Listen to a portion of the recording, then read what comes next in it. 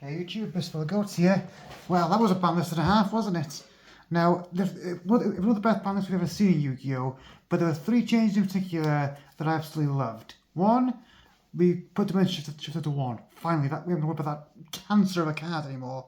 2, Abyss Dweller was banned, which gives graveyard decks a massive boost. And most importantly, Unchained Soul Shavara went to 2. All this meant I could finally bring back one of my all-time favourite decks in Unchained, and with Fiendsmith being completely untouched by the ban list, it got a massive buff from the last time I played it. So yeah, I'm going to show you today my pure Unchained build that I played at locals, and I'm also going to, well, pure, I say pure, it's pure with Fiendsmith obviously, but yeah, it's not, the core deck hasn't changed much since the last time it was playable, but it's still pretty strong, so let's get into it. Starting things off, we have 3 Unchained Twin Arua, with 1 Sarama and 1 Rakea. So with Unchained, in the main deck, the rule is, if it's red, you play it at 3, if it's not, you play it at 1. So yeah, we've got Arua here, which can specialize by popping a card, and like most Unchained cards, has the effect that when it's destroyed, you can summon an Unchained from your deck. So basically what you want to do is here, you want to start with the Unchained back row that also has this effect, pop it with this card, get an Unchained to the board, and then you can use it as link material to make the link 2, or pop it for other Unchained to get an additional body on the board. Depends on how worried about Nibiru you are, I guess. So these two, this one is a quick play pop on the field, allowing you to dodge hand traps with your Unchained cards, or just trigger other Unchained effects. Whereas this one sets a card from your graveyard and then pops a card. So you can set an Unchained back row, pop it to trigger its back row effect, and then reset it for next turn to use its actual effect. So yeah, I think this is definitely the right ratio, because this is the only one you can special summon with ease. So without having to use an Unchained generic effect. And you really want to set that for the bigger Unchains. Speaking of which, fresh off the limited list, we have 2 Shavaras. Backing him up, we have 1 Shyama, 1 Unchained Disaster, and 1 Unchained Soul, Abominable Soul. So again, red, you want the most you can play, the other colours you want, as little as you can get. So Shavara, you might know this guy from the Unchained, from your Bell decks or Labyrinth decks. He can quick play, pop a card, and when he's sent to the graveyard, again, not destroyed like a Unchained, just being sent, he can set you a back row from the deck. So this card is one of our best extenders. You can use this to pop an Unchained card to summon itself, trigger the Unchained effect, and then you can set up the Destruction Trap or the Recursion Trap from your deck after you go into the link 2. Again, these are all you want to play at 1. This card can pop a card off from the graveyard. So what you want to do here is pop an Unchained back row, summon this, link it off, then bring it back, triggering another Unchained back row's graveyard effect, and it's like a more link material. It also can pop a back row, which is pretty good. This card is probably the weakest card in the deck. All it does really is act to the same thing as the Unchained link monsters. Don't get me wrong, sometimes when second you can draw this and get an extra body off your opponent's board. And it's a graveyard effect, let's revive a monster when it's popped, could come up sometimes. But to be honest with you, getting it out to do that is very difficult, so I may cut this. And finally, 1 Unchained Soul. Now this again is mostly good for going second, because it can pop a card when it's summoned by discarding a card. But it can also be summoned when anything is destroyed, which is everything in this deck. So even going first, there's another body on the board for your link 2s. Following that up, we have 2 Escape and 2 Prison. Yes, I know I should be playing 3 Escape, I couldn't find my third one in time. So yeah, this card is our Monster Reborn of the deck. It can revive it Unchained, and this card can pop an Unchained and a card in the field. So this card is really good against the Blue Eyes decks, because you can pop their Continuous Trap. And this card is obviously good in the grind, because lets you recur all your Unchained monsters. Also, this is one you want to pop often. You often set this to start your turn off. Then you pop it, get another Unchained, and go from there. And if you want to use it later, you can reset it with Syama. Not Syama, sorry, with what's his name again? Sarama, sorry, with Sarama. Backing this up, we have 3 Abominations Prison. This is the rotor of the deck. It can search any Unchained on activation, but it also has the Summon and Unchained if it's popped effect, making this possibly one of the best in-archetype rotors I've ever made. It'd be even better if it said Unchained Prison rather than Abominations Prison, so you can't search stuff on Unchained card effects. But if you do draw it, you can get any Unchained in your deck, or you can just summon any Unchained like every other card. So yeah, those are the Unchained part of the deck. So yeah, pretty good at spamming the bodies for link 2s, and pretty recursive as well, which is the two things the deck really wants to do. Now, there are several normal summon engines you can play in this deck. Some play a Cashier package. I've seen some people play the Dark Reckoning Beast package, which is pretty good, although might be better off if you're just playing Yubel at that point. But I've chosen to play my good old friend and my favourite card in Yu-Gi-Oh! Torvald from the Underworld, backing her up with a Fiendish Rhino Warrior. I mean, you've seen my videos, you know what Torvald does. Summon it, summon a level 3 Fiend, negates effects. So yeah, this basically, you see this, you summon Rhino, link into the link 2, Rhino triggers, dumping your Shiva, then Rhino triggers its first burial affected on a Fiend, you dump Shivara, get its effect off, and you go from there. Again, if you don't like this engine, you can play the Dark Beckoning Beast package or a Castura package. It's really up to you.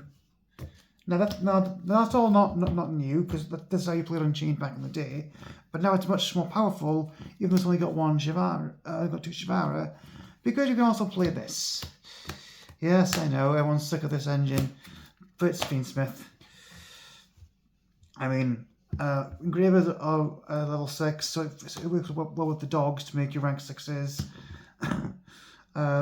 Lacrima gives you more recursion in the deck, by letting you loop your link monsters. This card is just a 1-card combo by itself, because you can go into the Unchained cards through the Fiendsmith cards by using the two of their bodies to go into Yama. And even this is actually really good in this deck, even better than a lot of other decks, because it's never a brick in this deck. Because if you draw this card, you can't use it. Right, I'll set it, I'll pop it with an Unchained. It's now in the grave to use its graveyard effect. Again, I don't think I need to explain the Fiendsmith cards to anybody. We all know what they do by now.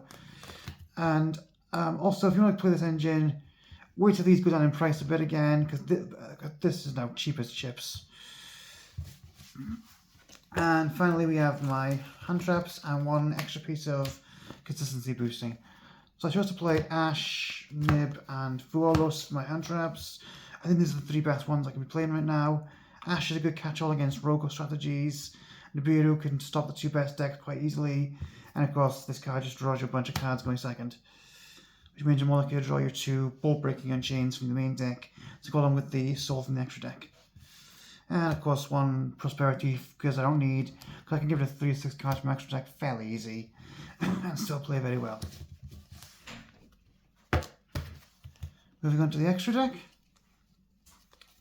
For the Unchained cards, we have 2 Soul Yama, 2 Blue Dog, and 1 Red Dog. So Yama obviously is the glue that holds the deck together. You summon this with any 2 Fiends. It gives you an Unchained to the field, to your hand, sorry. And when it's sent to the graveyard, it can then summon back an Unchained when a card's destroyed, making all your Unchained much more powerful once you've summoned it. Ideally, you don't want to use an Unchained to make this. You want to go Torguide, Rhino, summon this, dump Shivara off of Rhino, get another Unchained to your hand, and do your combo like that way. Because that gives you using no Unchained names and can get more boys on the board. But if you need to go to an Unchained, it's still very powerful. So with the dogs, they're both the same thing. They link off with an opponent's monster for a dark monster. This on your own turn, and this on the opponent's turn. Now keep in mind, they do target, so they can be stopped by other effects. This isn't like, you aren't like just doing a summon here. You're actually using an effect to do it. In addition to this, they can both add a Fiend back to your hand when they're popped, and then you can recur your Unchained in future turns, or even further recur your Fiendsmith cards if you want to, for example, get engraved back in your hand to get another tract. Also, these cards can summon any dark monsters, can summon out any dark monsters, not just Unchained monsters, meaning yes, they can go into IQ Masquerena or a Bow. I'll get to these in a second.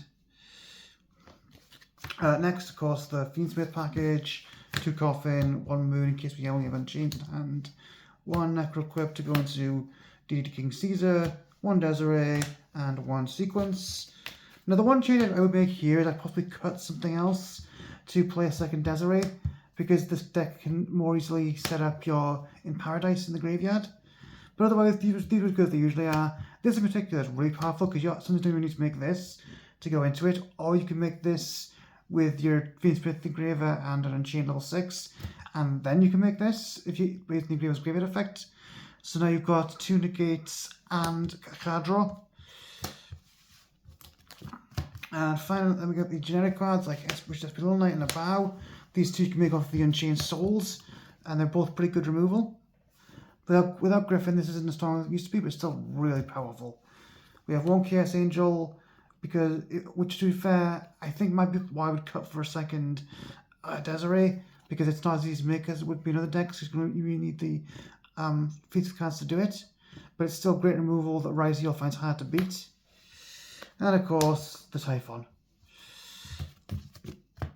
And our side deck, I'll be honest with you, this was thrown together at the last minute, this side deck, so this will be where I do a lot of changes. But we've got some Draw Knockbird. This is really good at limiting the amount of resources your opponent can have in their hand while you're building up your own resources. Also, my local someone plays the Gimmick FTK deck, so I can stop that.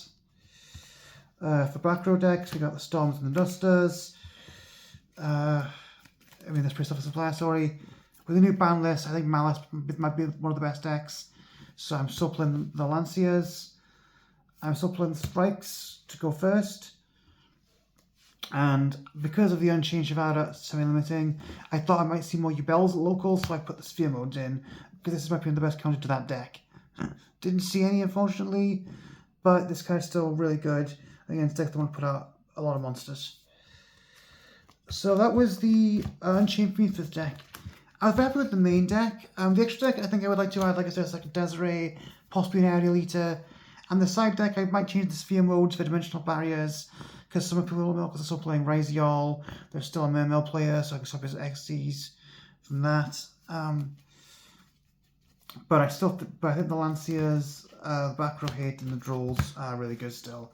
These will be the 6 I may change around with something else. So yeah, overall, Unchained, it's not really a top deck anymore, but it's still really powerful, it's still really consistent. It can spell bodies like nothing else. And it's really fun to play with the Fiendsmith package. I'm looking forward to taking this to local for the next couple of weeks. Just having a blast doing so. Thank you all for watching, and I'm also thinking about doing a Yu-Gi-Oh guide to this deck soon, to go in more depth of how the deck's played, because I love it that much. Thank you all for watching, I'll see you all soon.